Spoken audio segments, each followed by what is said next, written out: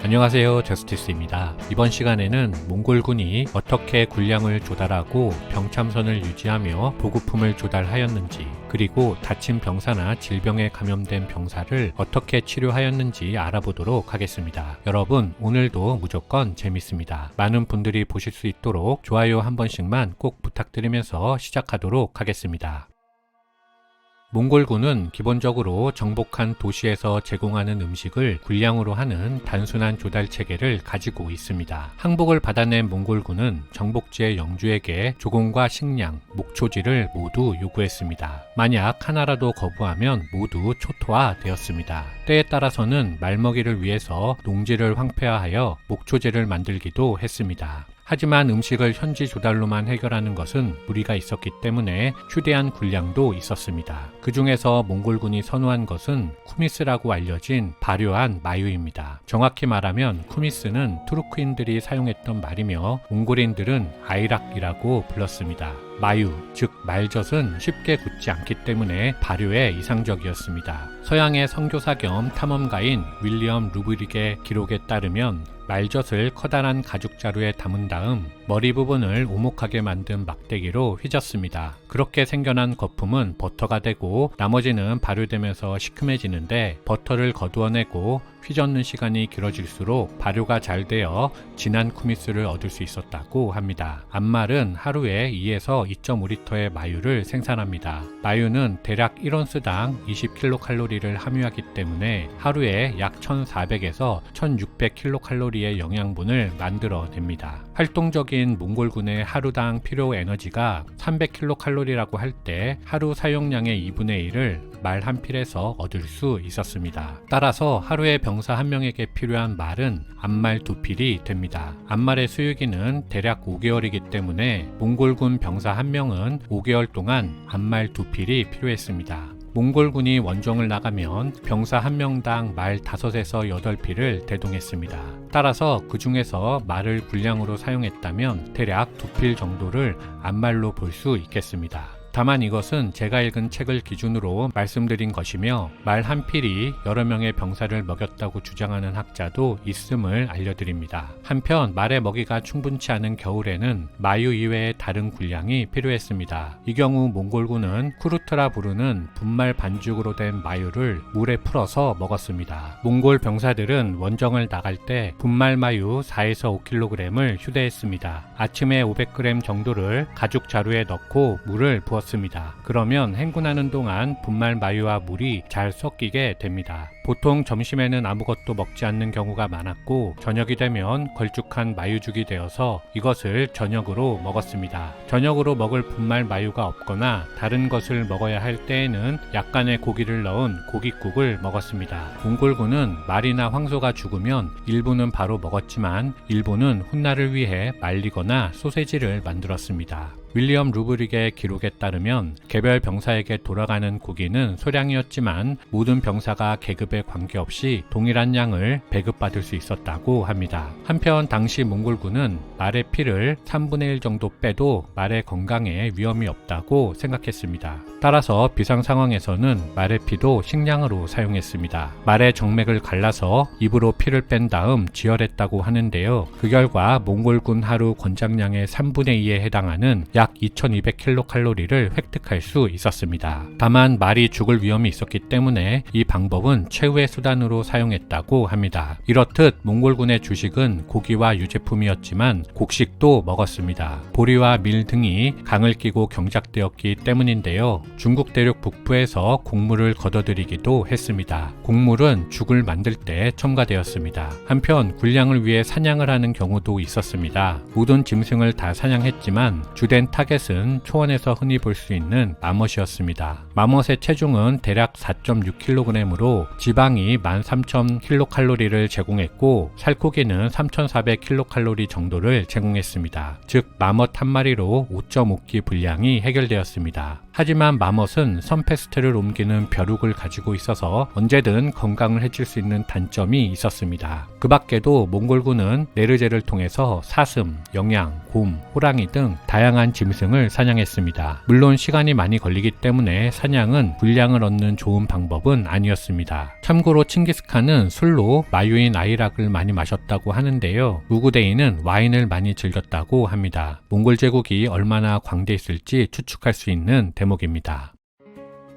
모든 군이 그렇지만 몽골군도 군량이나 군수품의 공급망이 필요했습니다. 군수품 역시 약탈로 조달할 수 있었지만 한계가 있었기 때문입니다. 군수품은 주로 말이나 낙타가 운반했습니다. 크기와 종류에 따라 200에서 600kg의 짐을 질 수 있었던 쌍복 낙타는 하루에 대략 30에서 40km를 이동할 수 있었습니다. 따라서 행군 중인 몽골군에게 상당량의 군량과 장비 보급을 가능케 하였습니다. 몽골군이 군량과 군 장비만을 보급하는 특별부대를 따로 설치하였는지, 그리고 각 병사에게 지급한 무기와 장비의 수준이 어느 정도였는지는 구체적으로 알기 어렵다고 합니다. 다만 수많은 말과 낙타에게 먹일 목초지를 확보하는 것이 병참술에서 굉장히 중요했습니다. 따라서 몽골군은 공격 전에 반드시 목초지 조달 및 이용 계획을 세우고 원정을 떠났습니다.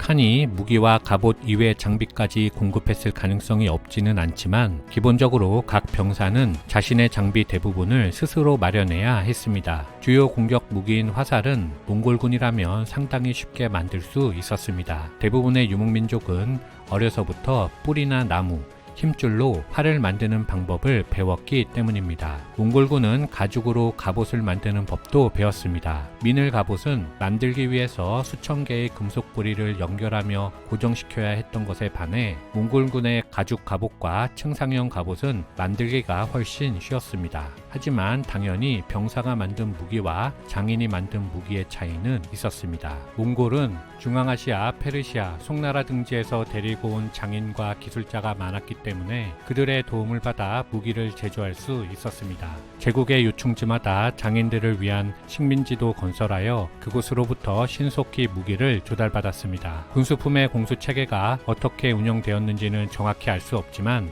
이를 통해 확실히 알 수 있는 것은 몽골군이 무기 조달의 중요성을 정확히 인지했다는 사실입니다.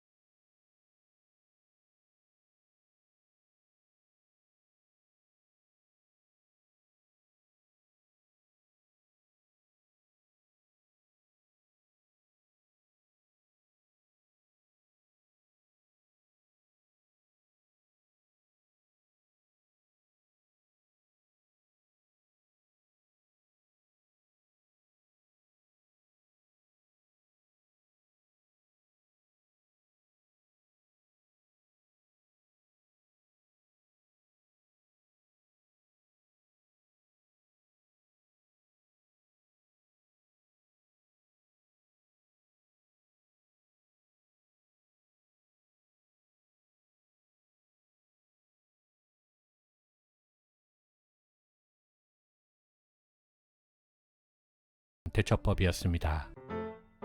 몽골군의 병참술과 군수품 보급을 설명하기 어려운 이유는 정부가 제공한 것과 개인이 스스로 만든 것을 구별하기 어렵기 때문이라고 합니다. 개인적으로는 개별 병사가 무기와 군량을 스스로 준비하기도 했고, 칸도 군대의 식량과 무기 및 각종 군사 장비를 제공했다고 보는 것이 적절하지 않을까 생각합니다. 중요한 것은 몽골 제국은 영토를 확장해 나가면서 새롭게 접하는 기술과 관습을 배척하지 않고 언제나 기존의 병참술과 의술에 접목했다는 점입니다. 몽골과 관련된 책을 여러 권 읽어보았지만 언제나 드는 생각은 그들은 유연했기 때문에 대제국을 건설할 수 있었다는 점입니다. 하지만 훗날 자신들의 전투 방식과 맞지 않는다며 총포를 받아들이지 않는 결정적 실수를 범하기도 하지요. 그 결과 정주 문명의 패권을 상실하는 아이러니를 경험하기도 했습니다. 이상 마치겠습니다. 감사합니다.